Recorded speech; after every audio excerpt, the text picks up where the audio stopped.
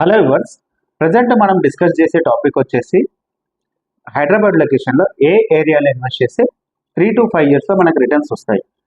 మెయిన్గా తీసుకుంటే ఇప్పుడున్న సిచ్యువేషన్లో హైదరాబాద్ సౌత్ సైడ్ తీసుకుంటే Bengaluru highway and Srisailam highway ఉన్నాయి. ఎగ్జిట్ నెంబర్ 14 దగ్గర శ్రీశైలం హైవే తుక్కుగూడ వస్తుంది. ఇది ఎయిర్పోర్ట్కి చాలా దగ్గరలో ఉంటుంది.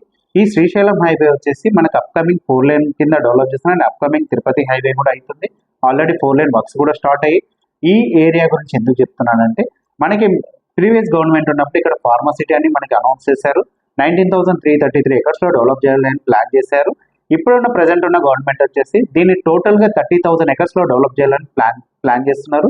అండ్ ఇది వచ్చేసి సాగర్ హైవే నుంచి శ్రీశైలం హైవే వరకు ఈ ఫ్యూచర్ సిటీ అనేది విస్తరించి ఉంటుంది. అండ్ ఇంకొకటి ఏంటంటే రీజనల్ లింక్ రోడ్ ఇన్సైడ్ వస్తుంది.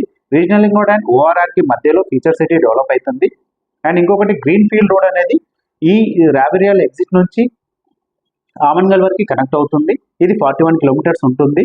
అండ్ ఎయిర్పోర్ట్ నుంచి కూడా మెట్రో అనేది మనకి శాంక్షన్ చేశారు.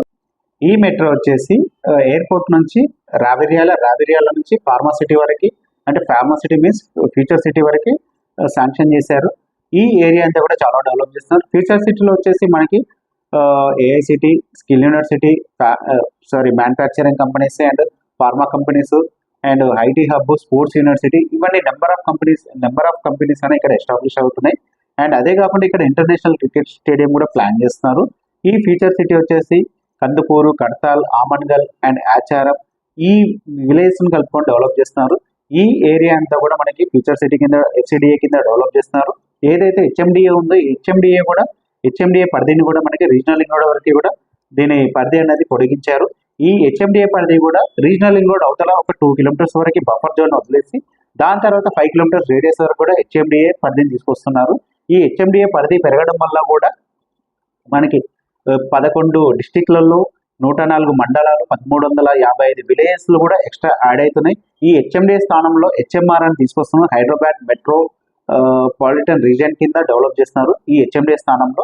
అండ్ దీనివల్ల ఏమవుతుందంటే మనకి డెవలప్మెంట్స్ అనేది చాలా ఉంటుంది. ఈ హైదరాబాద్ సరౌండింగ్స్లో టోటల్ 11 డిస్ట్రిక్ట్స్ అంటే 11 డిస్ట్రిక్ట్స్లో 104 మండల్స్ అండ్ 1355 విలేజెస్ని యాడ్ చేస్తూ HMR కింద డెవలప్ చేస్తున్నారు.